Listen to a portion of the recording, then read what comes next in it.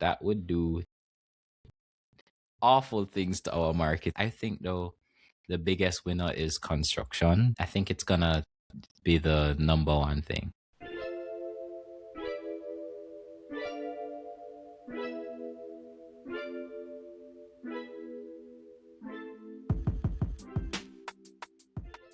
Hi, Limit Breakers.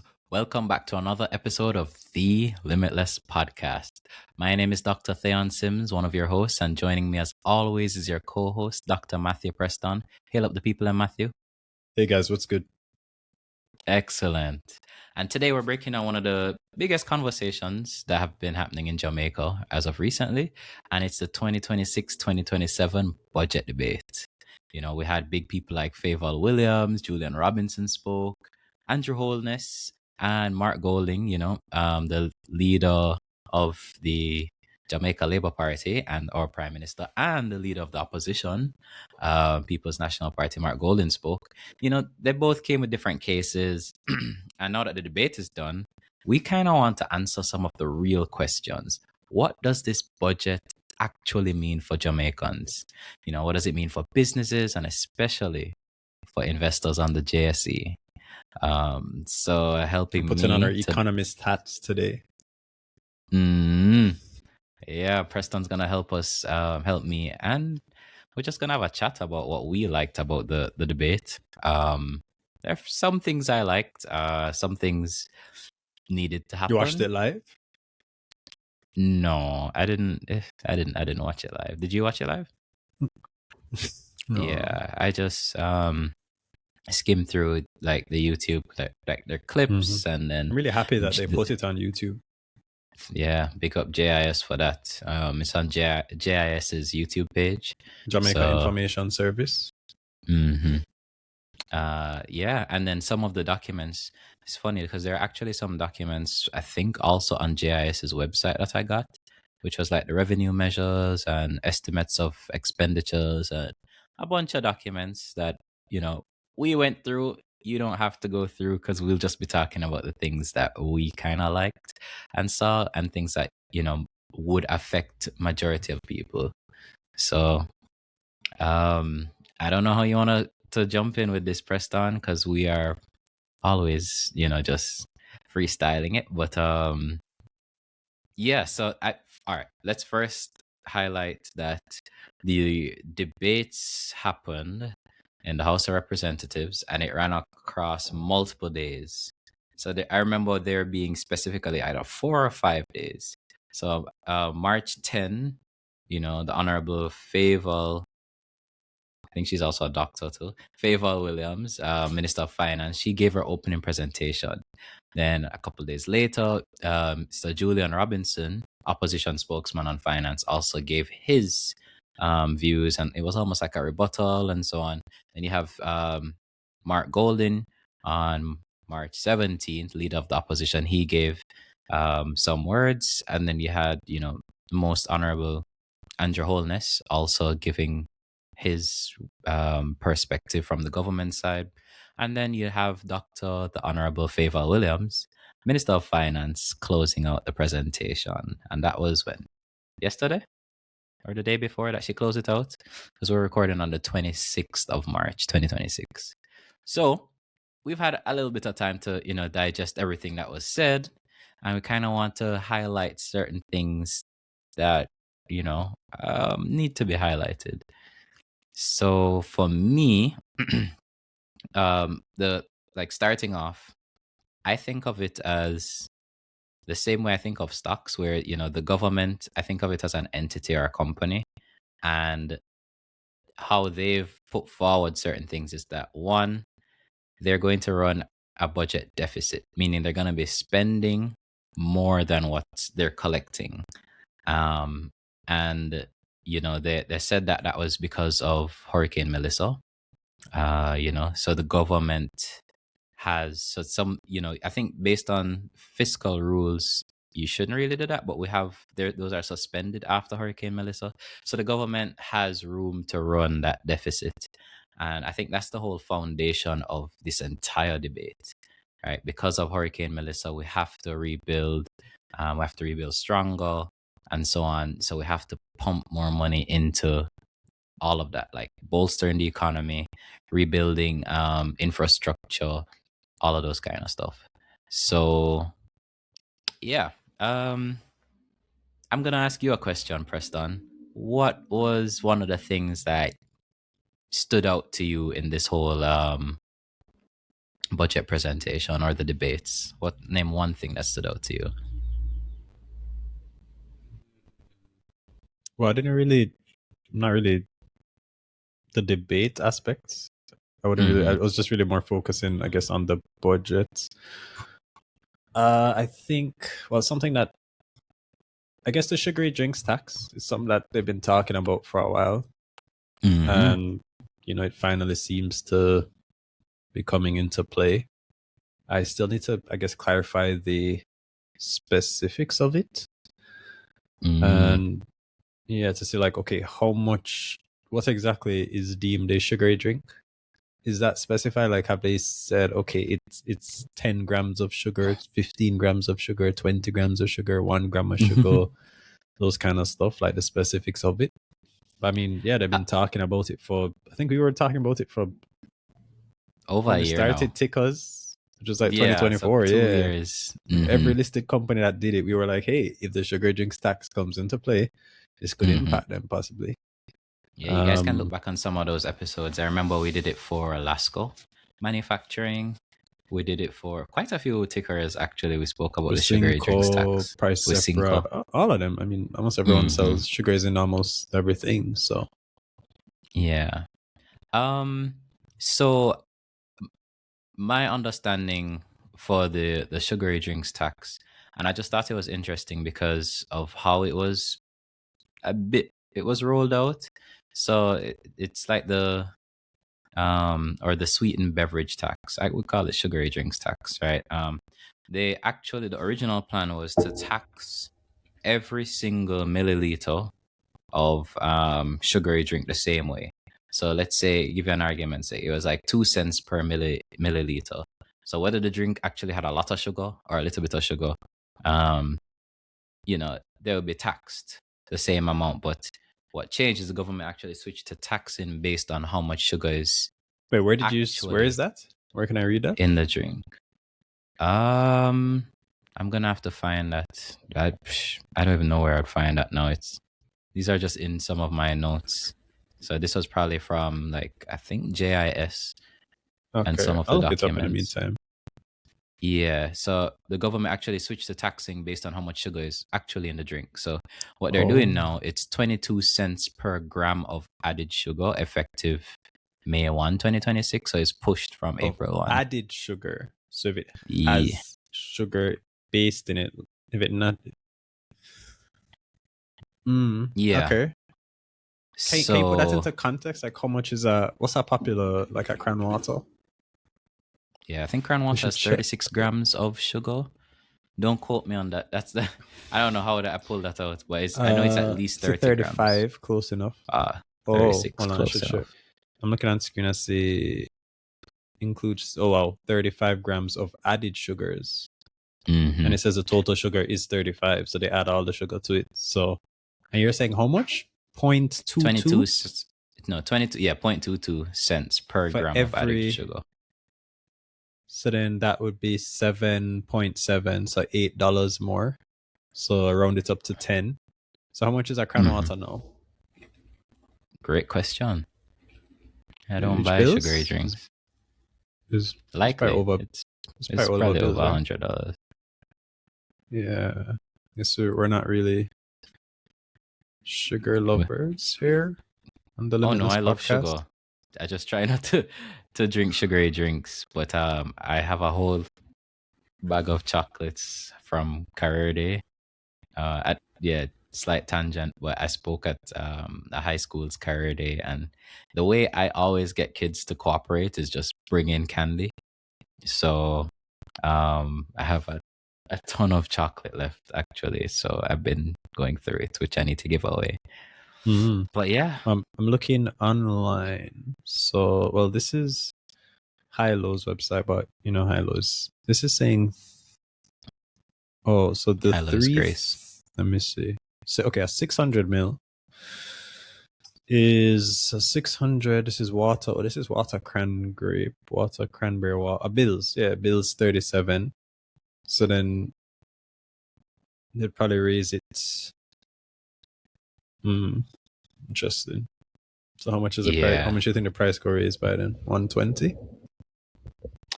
I don't know how the maths I don't know, on that. but I prefer this model than the previous model because What was the this previous model? system, Sorry. the previous one was, I think they taxed every milliliter of sugar you drink the same way, and it was 2 cents per Every milliliter. mil. Yeah, so it's based on the Oh, so if size I of the had drink. 50 grams and I had 10 grams, it wouldn't matter? It wouldn't matter. It's a sugary drink. Oh. But then how Yeah, does it's that? just taxed based on volume. Oh, So, interesting. it makes sense because the new system would reward companies that make lower sugar drinks, lower That's sugar content interesting. I wonder why drinks. they even why what was the I wonder what the rationale was for proposing the first type. I don't know, man. One of the things I should look at is, are there any studies, like, like economists and those stuff will love to study these kind of things, like, are there studies, or it's like, hey, similar countries or just other countries that implemented the sugary drinks tax, and then I'm saying, like, some of them would have done it this way, some of them would have done it that way. Is there a way Mm-hmm. that tends to work out best in terms of, well, it depends, I guess depends what you call best. True. More money for True. the country, or is it reduction in the consumption of the sugary drinks? I don't know. Mm-hmm. Depends on which And that side of has the coin. Yeah, you're on. Because for us, we're on both sides. Like you can think of it as us as investors buying into these companies, where the margins could be squeezed a lot in these manufacturing companies. Like think of a company like Wisinco that has a lot of, beverages. They have a whole beverage line, with added sugar in a lot of them too. So some of their margins could be squeezed. But then you think of it from a health standpoint, like this tax makes sense and it's actually better. Like this sugar content redesign is actually a better health policy, um and prevents certain diseases in the future, can prevent maybe diabetes formation earlier, or hypertension and things like that. So it's actually, or obesity. So I think it's a good move, to be honest. I don't really, how they taxed cigarettes, are the same thing. It's the same thing for me. It's like it's good. It has its pros and cons, but the pros to me outweigh the cons as a doctor. So hey, I'm all for it. So yeah. So what do you think what's your issue with sugar specifically? My issue with sugar, Yeah. as in me, as in Thaon Simms, No, me. well, for the people of the world, like, why do you think people shouldn't have access to sugar? Well, there are several reasons why I think we should limit our. I wouldn't say don't have access to sugar. I just think we should limit our sugar consumption, because I think it's become normal. Like if you ever Google what the daily, I don't know if people have Googled the daily amount of sugar, and for an average person, it's like 30 grams, like kind of arbitrary, but it's about 30 grams of sugar you should get from, your meals, your beverages, etc. for the entire day. And we're Can you put looking that at into 1 cran context water. then? Yeah. Oh, Yeah, because we're looking at 1 cran water, and the sugar content is 35 grams. So you done your entire sugar What's content and interesting is that exceed that for the day. on the label that I'm looking at online, they're Mm-hmm. using a different percentage, because they tell you the percentage of daily value. They're saying it's 70% with the 35 grams. So I remember what I had looked up was that different organizations have like different sugar recommendations. So some would say, Yeah. I think what you said, probably, what was their number? 30? My number was 30, but that's because I've looked this up. Like I've actually researched this, and there are quite a bit of, it's a wide range. Yeah, so it's So like, if I oh, were to World Health take Organization will do this, then Heart Association will do this, and so if I were to take the mean, or the median, it would have been around maybe 30. So okay. yeah. Oh. I mean, just look at that, and that's just cran water, you know. And when you look at Uh-huh. the back to of a lot of the labels, you'll notice that they'll have maybe 20 grams or 30 grams or 25 grams of sugar, right, per serving. But you'll not notice that it's like 2.5 servings in each of these things. So you Mm-hmm. multiply that 20 by 2.5, Like and that means you're how having many 50 people grams. actually have the amount of servings? Like I went to the movies recently and I Mm-hmm. bought Big Up Palace. And I was doing some underground research. The movie was quite Mm-hmm. empty. Sell the palace. But yeah, jokes aside, I bought I like the chips, the nachos or whatever, the salsa. And then I bought a water. Mm-hmm. And then I bought the gummy bears. When I looked at it, I think it was Yeah. supposed to serve 2.5 times or 2.5 times, basically almost 3 times. And yeah, I ate it off in one go. Yeah. And the sugar, that was probably my daily allowance then. So I think that was probably like 30 or 35 grams in that.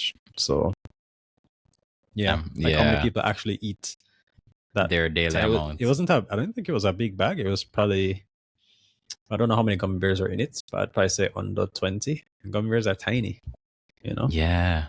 Yeah, bro. Like sugar actually dangerous. And then to see the knock-on effects clinically, and I think a lot of doctors I've seen start to do is probe a bit more into the dietary history, because you'll ask, people said that, like, I'll talk to somebody, and let's say I'm talking to a patient and I'm seeing some concerning lab values, right? I send them to do some blood test, and they come back, and the sugar levels aren't as great, like in terms of control.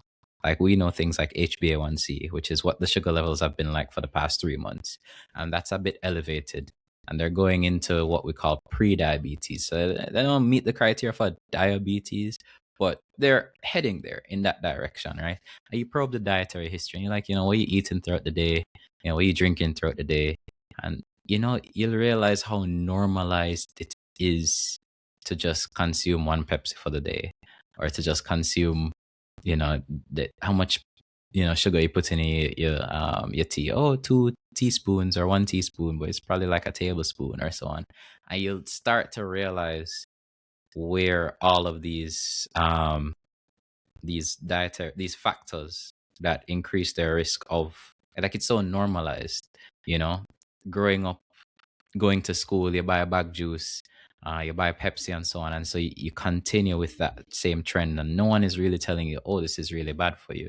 Like, yeah, you'll probably hear it one or two, but it doesn't actually resonate until you get older, and then you see the consequences, and you see how your body deals with it now. So from a public health standpoint, I think this is a good step. It's a step in the right direction, and hopefully it's more than just tax. You know, hopefully it's, oh, we can start to educate people on sugary drinks, and start to educate people on making right choices, and maybe some of these companies start to put out drinks that have less sugar. Like, I love a soda, right? I love soda. I used to have a Pepsi problem, actually, and I always feel, you feel for something nice after you eat some food. So I started to substitute that with, like, 0 gram sugar drinks and so on. I want to see a lot of companies start putting that out. Or even, there's a brand called Poppy. I don't know if you know Poppy. I think Pepsi bought them. They were Mm, like okay. but they had lower sugar content. So they will have, on average, 5 grams of sugar on the back, on in the can. In the entire can is 5 grams of sugar. And I'm like, yo, tastes good. Tastes like it's soda, basically, but it's way less sugar. So I want to see more brands, more companies, whether it's with Cinco, Separate, whichever listed company, start to make, you know sugary drinks with way less sugar content. So more healthier drinks. Let's say healthier drinks, healthier beverage options. So let's see, Mhm. let's see. But I'm here for it. Mm. But Uh, yeah. Oh, go ahead. Go ahead. no, so I'm looking at, there are some studies I'm seeing Mm-hmm. about like different comparisons of the same different types you're talking about versus like taxing per gram of sugar versus taxing everything and or the volume and those different stuff. I'm seeing that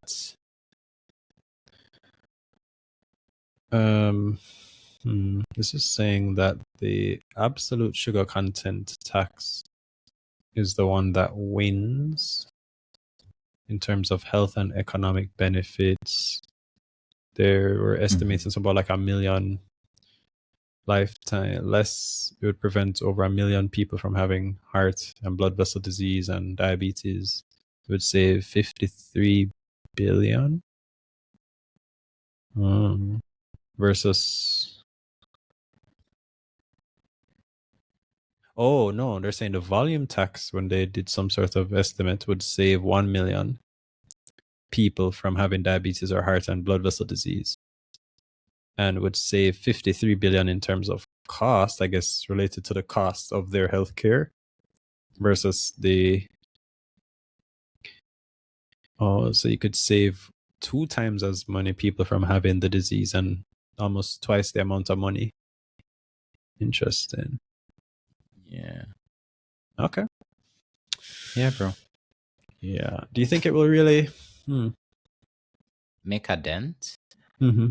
Yeah, it'll probably add some funds to the government. Would it deter people as much? Maybe not. Because if your drinks go up by $10, I don't know if it has that massive impact. That's why I'm hoping that they pair it with more educational things on sugary drinks as well. And then if brands can come up with competitors, like competing beverages with lower sugar content, I think that's where the win is. Because then if you're paying more for a higher sugar content drink, theoretically the margins should be better or should be more profitable if you are making drinks with lower sugar content. So let's see. I'm here for it. And I mean, even in when we did our tickers in a lot of the companies too, I think for Alaska Manufacturing, you spoke about 2 different drinks that they carry with 2 different sugar content. And I'm just wondering what the price would be like for those things. Yeah, we'd have to go back in the previous tickers to see that comparison. But yeah. Another thing I was looking at is there's this thing. Well, this is within the whole manufacturing debate too. EPL, manufacturer base. EPL tax is Just so EPL? it stands for. My understanding was it's an environmental levy.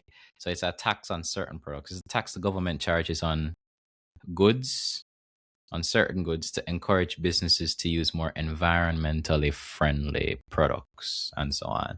So the money is supposed to go towards environmental initiatives.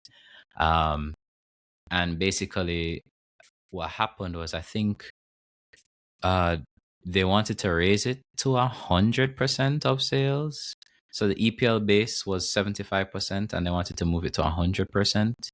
But that would show that would. So basically, what would happen is 2 things. There are two. I'm trying to get it properly. So the issue was for local manufacturers, right? Like a That separate if grace. Yeah, so it's of the sales price. So they would. So EPL. Think of EPL as a tax, right?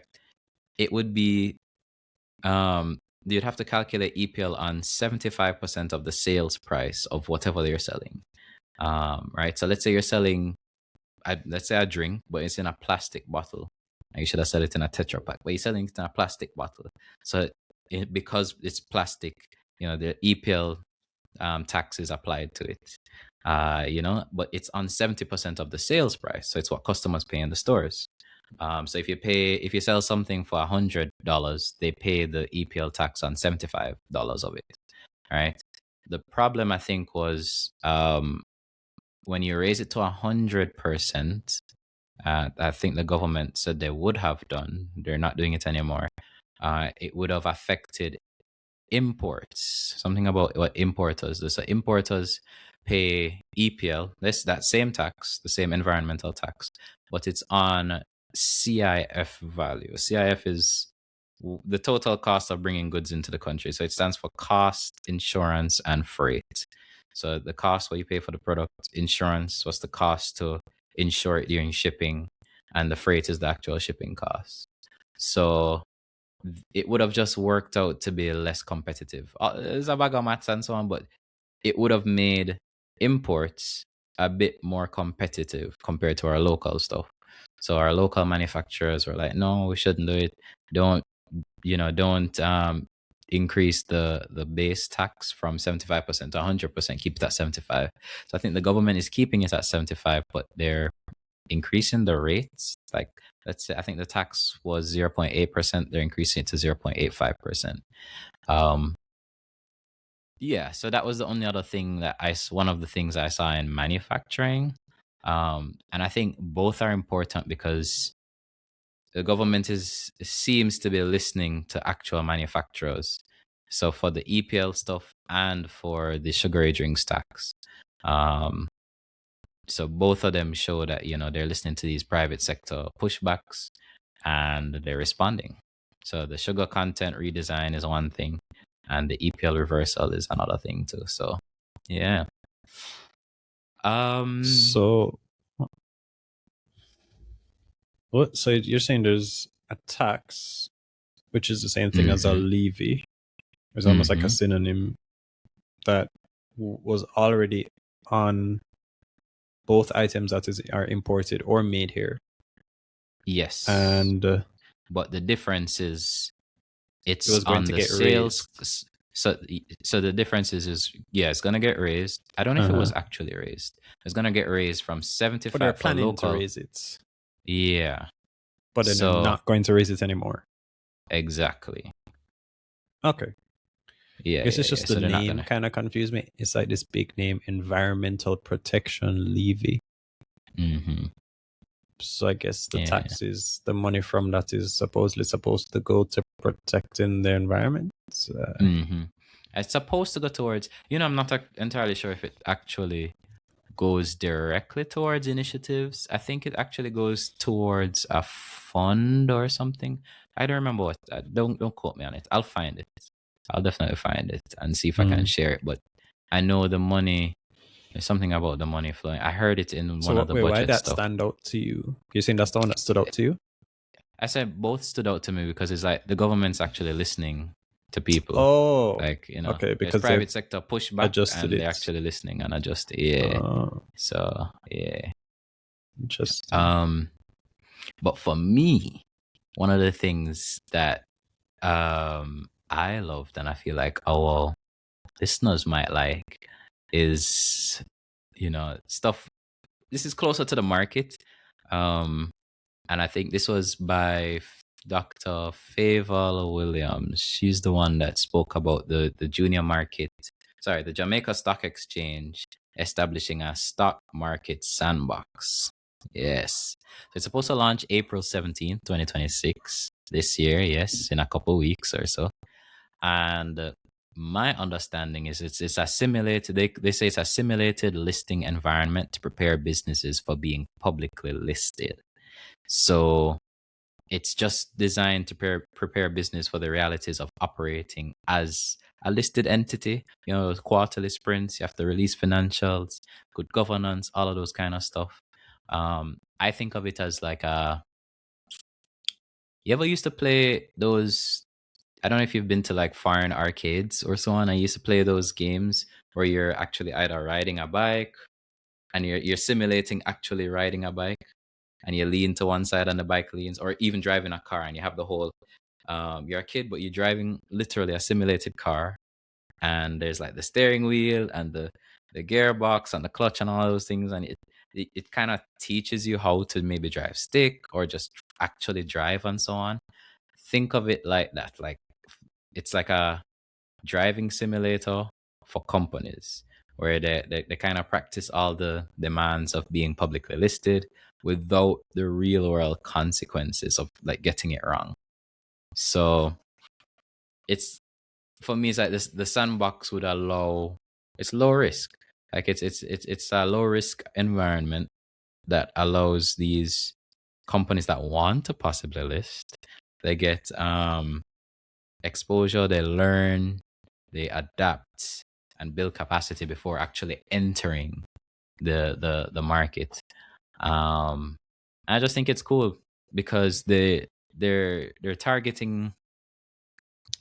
For me, I think they're targeting micro markets. If I'm being honest, so I think on JIS there's a see it here.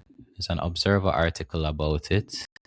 See if I can drop this in our chat so that you could probably bring it up. But this was them talking about the sandbox. And so it's actually it's primarily aimed at companies eyeing the micro market and junior market, not so much main market, because those are huge established companies. But they're working in close partnership with an entity called the Jamaica Business Development Corporation. And they're working with them to identify and prepare the first cohort of businesses for listing on the micro market. And then they also said that an initial group of 25 entities that have successfully graduated from the JBDC's accelerator program have been identified as primary candidates. So, these businesses, they have already demonstrated some level of operational discipline, and who knows, maybe those 25 companies want to list on the junior market or the micro market. I just think this is big because, the micro market don't fully roll out yet, but these are signs, like they're gearing up. They have companies ready that want to go through the sandbox and all of that. So yeah, I think it's a really good move by the JSE. Really, really good move. So yeah, bro, like this to me is kind of big. It's innovation. It's literally innovation for our stock exchange, our capital markets on a whole. Because I feel like that might be a barrier to listing for companies. Like, they probably want to list, but they want to get it right, and it's just like a lot of teething pains. So if you go through the teething pains in a low risk environment, I think it's perfect. So maybe it will bolster more companies to go through and to actually list. Maybe it might make the process of listing easier. Who knows? Let's see. So yeah. Yeah. You know how does a sandbox work? So it's like something that you have to like upload your financials to put notices to, like, oh, if something happens with your company, you have to put a notice there or something. I don't know. Maybe. But it's not just the financial stuff, like disclosures as well. It's like board governance structures. You have to understand compliance things, like even probably learn a lot of the rules as well. And then I'm wondering, because as a listed company, you have to also take into account shareholders. So I'm wondering how that works as a private company, because I don't know how much investor relations goes on with private entities versus public entities. So I don't know how that would look like, but there are expectations when you're listing that, you have to make certain disclosures, you have to involve your shareholders, etc. You have to have your annual general meeting. I think you still have to do that privately too. Wait, did they give a update? Well, a formal update on the micro market? In a way, I feel like this is an update because I feel like this is the graduation there. But yeah, was there update on that? I think that said April, right? It's end of March now. They had said, yeah, they did say April, and that was at the JSE conference. I'm not sure if they gave an update. No. But to me, this is like an update for real. This is a yeah. So let's see. Interesting. So that's one of the things I liked too.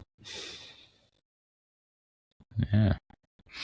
I actually had a couple more things I liked as well. Like I thought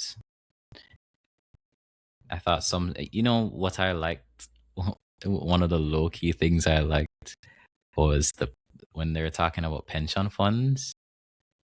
So for us as investors, right, on the market, we like to see when pension funds are active on the market. I want to see them buying. I want to see them just, yeah, because you can tell when certain pension funds are active when they're buying certain companies. The stock price can increase when they're doing that, if they're, especially if they're buying on the open market. You can look at the top 10 to see, is this fund buying or not? Have they increased their stake? Have they increased their holdings? And you can see that quarter over quarter. And I think the pension fund reform can tie into that, even though it's not a public sector reform per se. So what it is for the pension fund reform, the core change is that there is a private equity limit. So there's a cap on how much a pension fund can use, basically an amount of its funds. So it was 5%. So 5% of any pension fund can, that's the limit with which you can invest in a private equity company. So if I have a fund worth 100 million Jamaican, let's say we have the Limitless fund that we set up, Preston, and we have 100 million in it, only 5%, so only $5 million is the cap for private equity investments. That's my understanding of the total assets. So they actually are increasing that um, for pension funds from 5% to 7.5%. And This is how much of the fund can go into any investment or specific investments? it's private equity. Private equity. Okay. So they had a limit before for private equity, but now they're increasing it. So how many funds do you think were approaching their limits, I wonder? Or Quite a bit. limits? So in terms of dollar figures, at the end of September 2025, pension funds held approximately 847 billion in invested assets. So based on that 5% limit, that would be about 42.4 billion Jamaican dollars, right? That would be available. We don't know if it's all in, because they probably don't all push to their threshold, but some of them that's may not about invest 42. in private equity at all too. Exactly. But that's roughly around 42 billion, right? Now, if under this, which is phase one, by the way, because phase two is 10%. So they want to increase that threshold to 10% by April of next year. That's April 2027. Right. So based on phase one, which is coming up this year, that's an additional 21 billion of long-term capital that will be allowed to be deployed into private companies. Now, the knock-on effects, this is 21 billion cap, right? But even if it's a few billion, well, to me, that changes things for companies that are looking for money, right? They're looking for investors. A lot of capital has probably dried up. And so this allows pension funds to be able to invest now in some more local businesses, some more private equity companies, and so on. And I think when you see those kind of moves, that might also push the company to a level where they say, okay, maybe we can list now. Like, I think listing requires a certain level of growth before. Like, you need to be at a certain point in terms of your growth cycle as a company to be able to list on the stock exchange. And so I think, Thaon Simms, that's just me, I think that somehow this will flow into the market. Just getting more capital to private companies, because that's the only way you list. You have to list a private company. You have to be private first before you list. So, yeah. There's also the foreign asset limit moving too, from 10 to 15% for pension funds and like life insurance and so on. But my main thing was that private equity limit, because and when you think about it, which is kind of cool too, because there's now a link between. I think there will be more listings overall from this policy. I think the government's goals are to increase investments, deepen capital market investments as well, right? Increase liquidity, because this is now more cash being pushed in there. And so I think, practical sense, I think there will be more listings because you have a combination of pension capital available, for pre-IPO investment. And then you also have the Sandbox preparing companies for listing. So I think that should generate a stronger pipeline of companies coming to the market, and it would be good companies too because they've gone through the Sandbox and so on. And if you're a pension fund, this is people's pensions. If you're investing in a company, best believe you are doing your due diligence on these companies. So I'm hoping to see really good companies come through in the next few years because of the moves being made right now. So yeah, those are some of the things I'm really looking forward to. My thing is the type of companies, pensions don't really usually like invest in like smaller companies, right? Especially depends on the size like of the pension fund. Suppose we start the Limitless pension fund. As I'm just trying to think, it'd be good to see if I could. I'm trying to look up like some. I don't know if that's easy to find.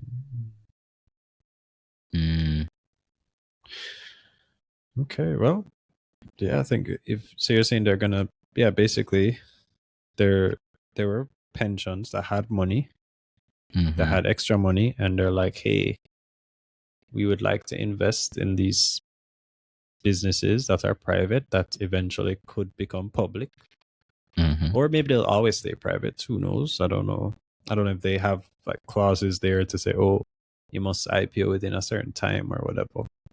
Yeah. And it's actually funny. I remember there was a video recently like talking about, that was private credit, not private equity. But yeah, I guess it'll be interesting to see more money so as well to go around. It's not just local private businesses. It's like it could also be international private businesses. I don't know. I thought it was local because you have they were also, well, I could be wrong, because they were also talking about foreign exchange. Let me make sure. I'm actually not entirely sure. I think it's local though. I'm almost and how sure does it's that? local. The thing is, if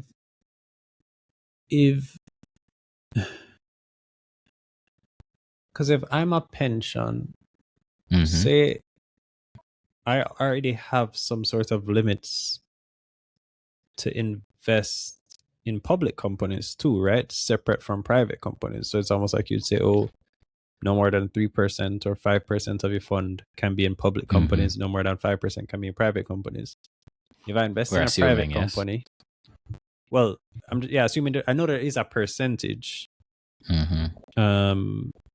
Oh yeah, I think pretty sure there's a percentage. I'm just saying, what happens if I'm already near that limit for the public companies, and then a private company is planning to go public?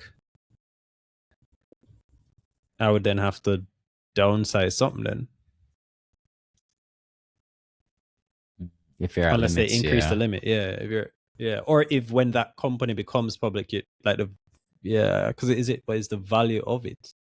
So if the value greatly increase, then interesting. I'm looking through some stuff to see if I can find, like, what. I'm also thinking that a lot of the listed companies themselves could benefit because they manage pensions.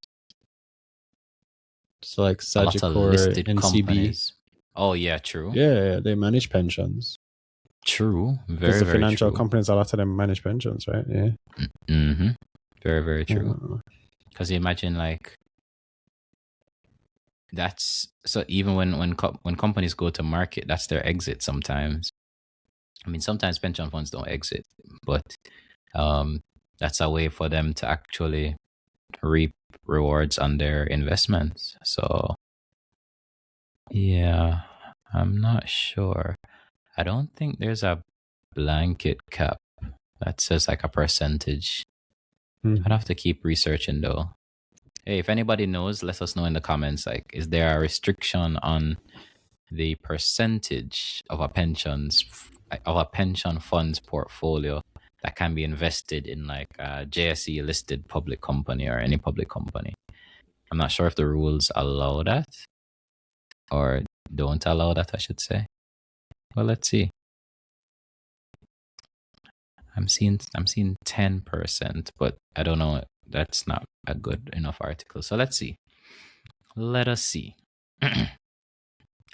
Yeah, those are some of the things that I really liked about the budget debate. I'm not sure if there's anything else that really appealed to you, Preston, or any other policies that you like. Let me just get this. I mean, I saw there was. Is this budgets? There was something that I saw where it was talking about this, like basically how much money the government is planning to spend on like the different, things, and then I think they actually showed you how much they were planning to spend on things like construction. Mm-hmm. And then that was a pretty, I mean, it's still a projection. So at the end of the day, you don't know if they'll follow through. But yeah, the amounts that they were planning to spend compared to, I guess, the previous years was a pretty big increase, Mm-hmm. So it will, I'm trying to see if I can find it. Yeah, I think I found it. So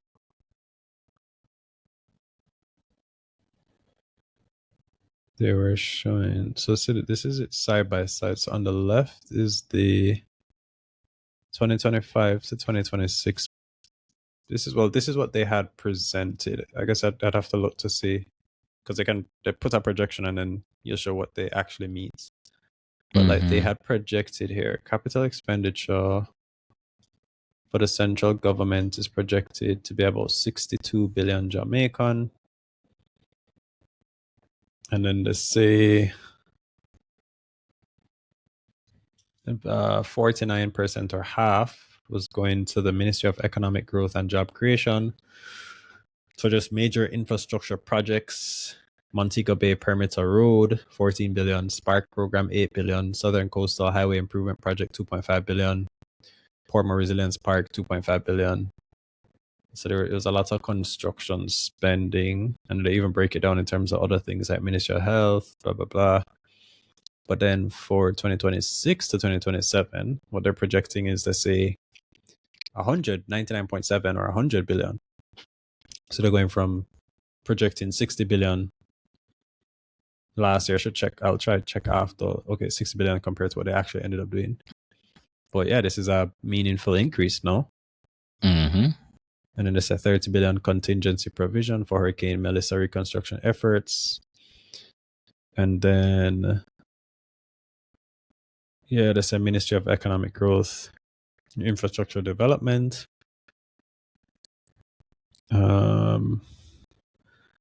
Public investment projects. I talk about water supply and resilience improvements at NWC. So, yes, it's a lot of planned infrastructure. Mobilization for the construction of the Montego Hills Police Facility. What is that? Okay. But yeah, you're right. That's a lot in going into construction. Yeah. Even health is getting more, because before they were projecting 10 billion for health. Then they're projecting 13.8 billion. That's 14. Interesting. Yeah. That was. So you're tying that back to like what the market? Like you think if we have a huge increase in the amount capital expenditure, and 30 billion is contingency provision. Hurricane Melissa. Did You're they saying break? that a lot of that will flow into construction. Well, I mean, they're saying that they're going to be spending more on construction. I'm just trying. I wonder if they break down the. You said contingency provision. Do they then break down how much of it goes to what specific things? Could I say 100 billion total, 30 billion contingency provision, just a reconstruction efforts, Mm-hmm. and then they say the rest. Uh-huh. So I'm trying to say, how did they break down the 30 billion? Yeah, I think that's something to probably look into after. Okay. Um, It's funny how I looked at it from a debate standpoint for the first time. Because I don't usually follow these kind of things so hard. I just see what's actually gonna happen. But I actually kind of liked the whole back and forth or the debates. I would say like Julian Robinson challenging certain things. Because you know that this is the first year that we have new taxes now, I believe, like the sugar drinks tax, etc. We haven't I had mean, that in in a like while. over. I think it's Oh, in a yeah. decade. It's been a very long time. We haven't had. I think it's a decade, bro. And so I think Julian, based on his presentation, was kind of saying, "Yo, we never really need to do that still." I think his argument was that we should have better tax compliance rather than raising revenues via new taxes and more, that kind of stuff. Because he was basically saying that the government usually has a chronic gap between what it collects and what it spends. And this existed, before Hurricane Melissa and so on. So his thing was, I remember one of the things he was talking about was an electronic invoicing system for TAJ, Tax Authority, Jamaica. And it was supposed to, basically, it's like some software where, if you're a business, you have to file your taxes, right? But suppose your taxes could be filed immediately. That's kind of what I got from it. It was like a software where It'll be at a lot the more point, efficient. yeah, it would be a lot more efficient. You'd capture um, um, revenue, which is like GCT and even like SCT, which is a part of the sugar drinks tax stuff and so on, at the point of sale. So it's automatic rather than relying on you, Matthew Preston, and your business to actually self-report. And he was estimating how much money that would generate, and it was billions. It was like he said 8.6 billion, and he used very conservative estimates. I watched a clip from Dion Jackson Miller's Time for Tea, really good YouTube page. Actually, I really like that page. But I watched that clip and I agreed with some of the things he was saying in that, where income tax is leaked as well. There's a lot of money leaked from income tax and customs and these different places. So instead of imposing new taxes, his stance was more on just fixing what we currently have. But then there was a rebuttal stating that it would take years to kind of do certain things like that. Like, can you imagine a software where businesses have to use that would automatically, it would take some time to implement. Yeah. I Doesn't mean don't that shouldn't do trust. it, but Yeah, they should yeah, start the work from now, but yeah, they yeah, can't yeah. expect it Can you to imagine we had done roll that out 5 years tomorrow. ago? Exactly. Exactly. And I'm pretty sure it's not even just TAJ. Like, I feel like there's so many inefficient government entities currently that just need a little software boost. They just need a little tool that will help them do X, and that could save.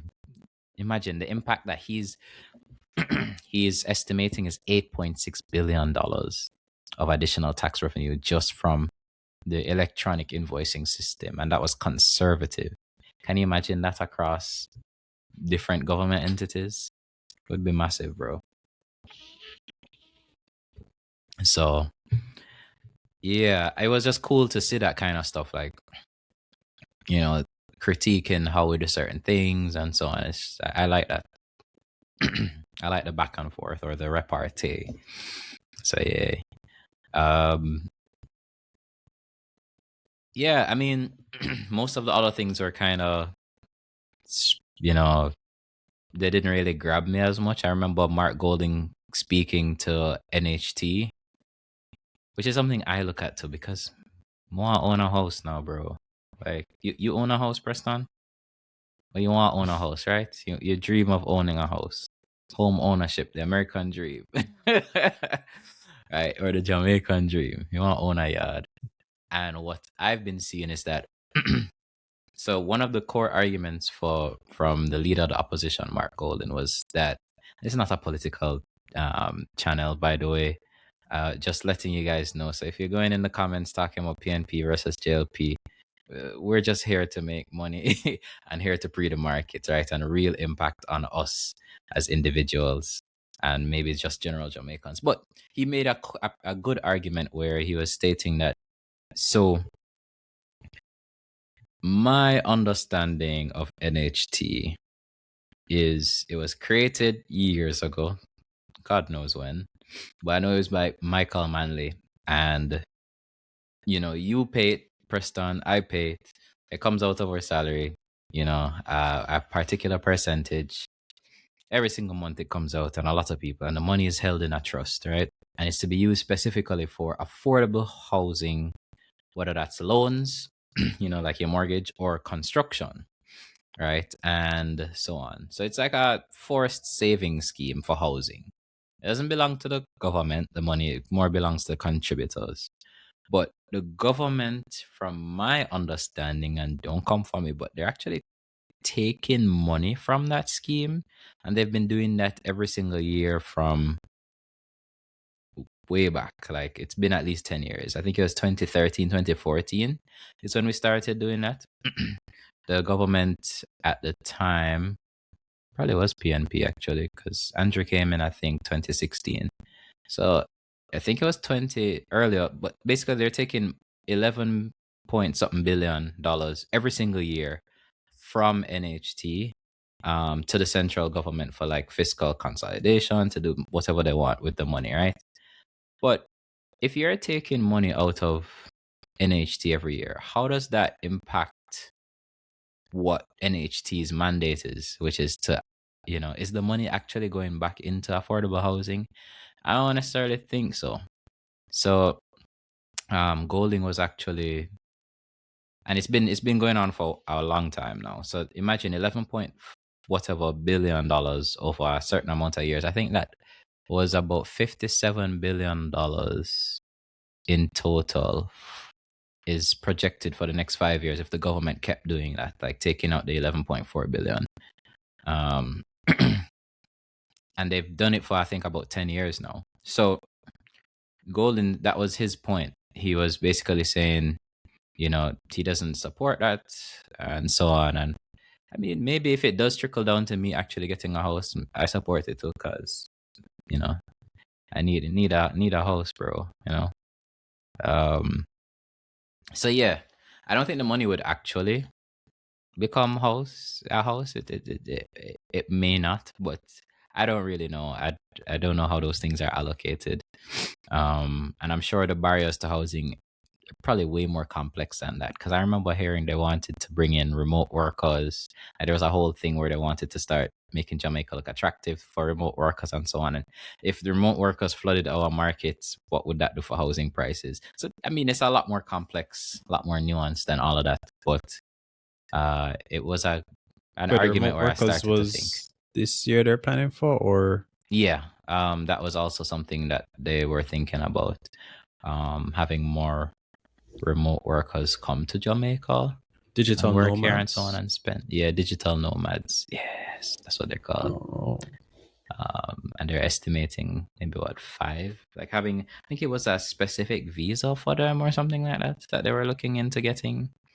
They spoke about it, and I was just like, yo, that would do awful things to our market in terms of housing prices. I mean, other I mean, they're spending their money on food and different things. So of course, it would be good for.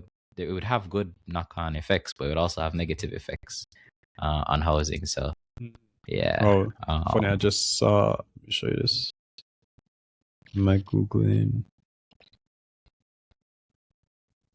There's a website, Digital Nomad Lifestyle, the complete digital nomad guide to Jamaica. This was September 2025. Crazy. Imagine you come in and Hurricane Melissa forward. Is Jamaica a good place for digital nomads? No, it isn't. It's not built for digital nomads or adventurers much at all, but it can be done. But he did love the history, culture, openness, food. It's going to be trickier than places like Medellin, Lisbon, Mexico City. Okay, interesting. Yeah, it's funny because I used to see how what's a latte. The average price for a latte in Jamaica is $2 to $4. That's not true. Wait, where is it? Oh, well, I much don't is think that? it's true. $4, $2 is what? Like 3 bills. 3 bills. 3 bills, like a bit. A latte. I mean, I don't really buy coffee like that, but when I used to, it's close to $1,000. That's like $7. Oh, Cafe Blue. Interesting. You know, they talk about different places. Oh, that's an interesting website. And they list places you can go. I mean, I don't see much barrier as a digital nomad, to be honest. I feel like it can be. What they're probably worried about connectivity issues, of course. But I think he was talking about this guy's talking about that there isn't like a formal. It says offers a 90-day tourist stay upon arrival, visa free for US, Canada. So you can stay for 90 days, but it does say you can get a work permit, residence permits. Valid for 1 year. You'd have to keep getting these extensions. Yeah.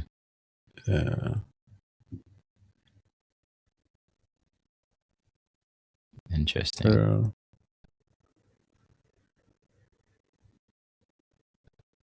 Okay. Yep. Yeah. Anything else intrigued you about this budget debate, or anything else on the budget that you like? I feel like we've gone through a few things I liked, at least. I know even PM Andrew Holness spoke about I think he did a rebuttal on the NHT, and they're supposed to commence almost 11,000 new units. I know it's over 10,000 new units. There's supposed to be about 5,000 delivered in this fiscal year. So the total housing budget, I think, is about 50 billion. And there should be like new reduced mortgage rates for, I don't see doctors on that list though. So I'm not super excited. I see teachers, nurses, etc., firefighters, security forces. But I don't see doctors. So, Mr. Prime Minister, please fix that. But yeah, I don't know. There are some cool things that came out of it. Some winners, some losers. I think though, the biggest winner is construction. Out of a lot of this is really construction. So imagine companies like Lumber Depot, Carb Cement.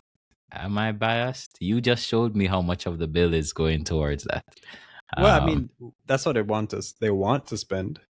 I could check back what the, because I mean, you could check the 2025, 2026. They would lay out how much they wanted to spend, and then there would be how much actually got spent. I feel like for this though, the kind of everything is done towards because of or in spite of Hurricane Melissa. So I know that there's gonna be a big push to spend on construction. So I think it's gonna be You the know, or number you one hope? thing. Well, I'm not the one actually spending the money, but if the people spending the money, if they did their assessments and show us how much damage, and they tell us this is the new budget and we're running a deficit because of this damage, so we need to fix this damage, it's likely that the money will be spent on infrastructure, and it's gonna be the largest spend because there are things that they want to, not just NHT. I didn't even speak about Caymanas and their special economic zone or Vernam Field and what they plan to do with that. So there are there's a lot that's actually going on into investment, so in infrastructure, in things like logistics, manufacturing, etc. So let's see. But I think it's gonna be big, man. I think it's gonna be absolutely big, Huge. like huge. And then the growth of a lot of the companies too.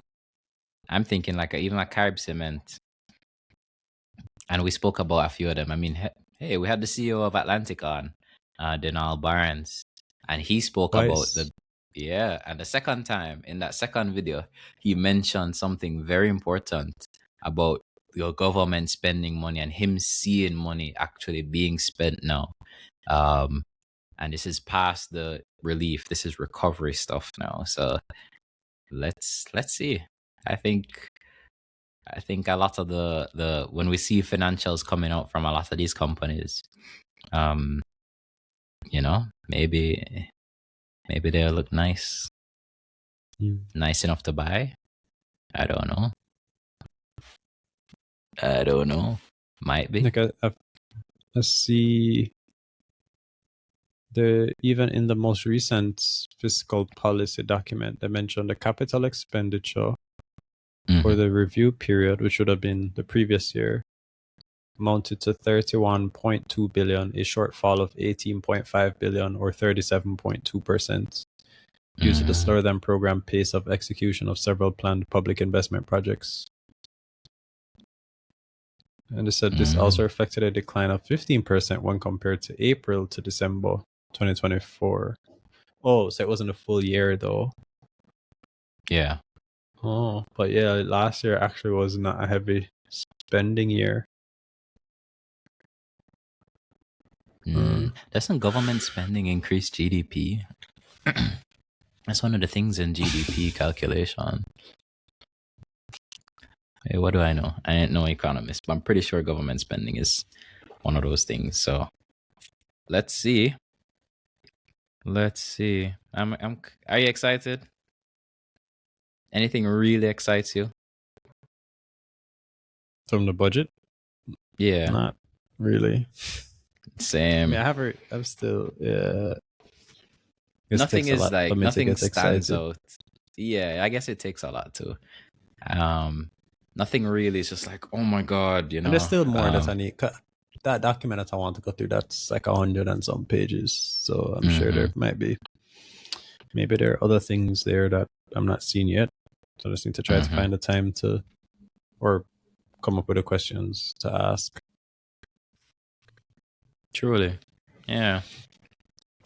Yeah, but let us know in the comments below, what are some things you're looking forward to?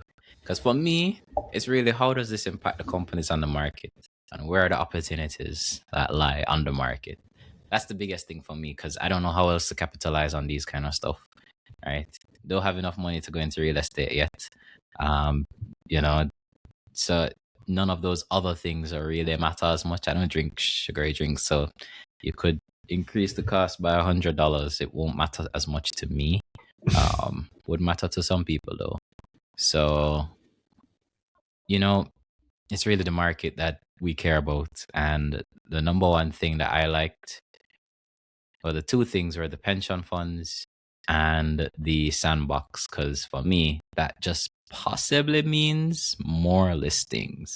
And I'm here for more listings, because more listings just means more opportunities to make money. So, yeah. Anyways, I think that's really it, guys. Leave us a like if you desire. We would greatly appreciate that. And if you could subscribe, we'd love that even more. We do content like this every single week, every Friday. So just look out for us. Thank you guys so much for joining us each and every week. We really appreciate you.